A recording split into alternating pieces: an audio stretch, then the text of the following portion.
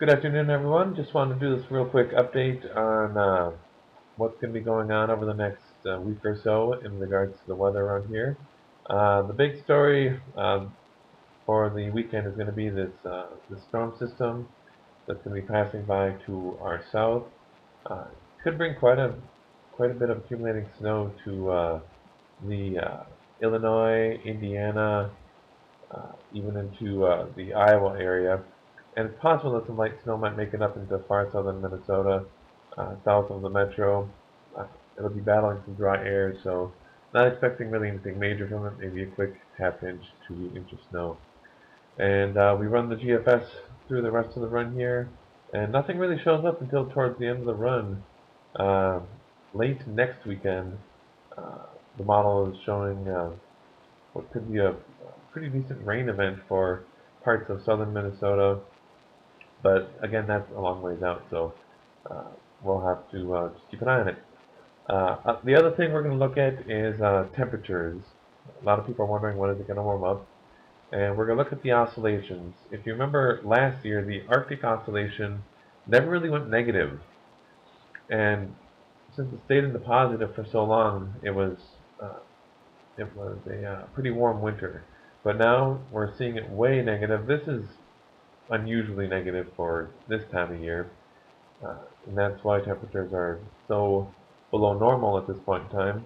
And you can see the model run here of the ensemble GFS showing the Arctic oscillation slowly moderating as we get into the first or second week of April.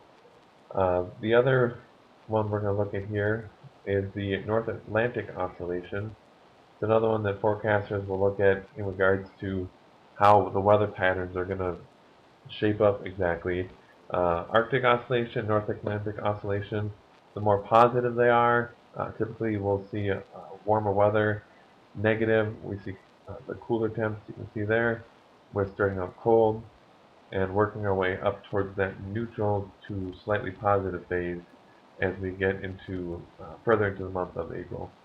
We'll look at the European model, and again, we're well negative, but you can see a slow trend upwards as we get into the month of April. So realistically, we're probably still looking at another couple weeks of below normal temperatures, and we're going to go back here and we're going to look at the CFS version 2.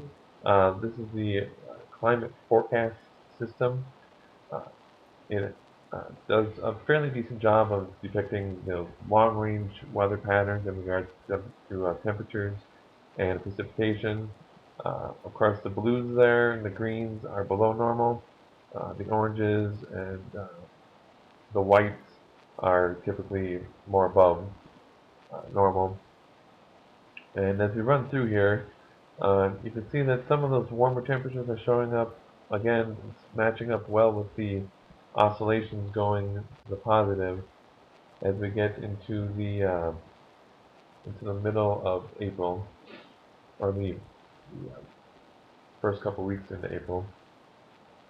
And we'll look at the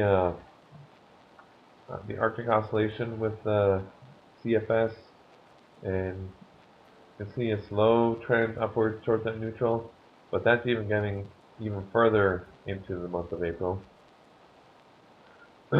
And we'll go back here and we'll look at the North Atlantic oscillation, and again we're well negative, and it's a slow trend up towards mid to late April before that really gets up towards the positive. Last thing we're going to look at is temperatures. This is for the Minneapolis-St. Paul area, the 12Z run from this morning, and temperatures stay near or below normal for quite some time here. We should typically be into the 40s for normal highs this time of year, and right now they're expecting highs in the low to mid 30s. But towards the end of the run, matching up well with those oscillations, we start seeing warmer temperatures.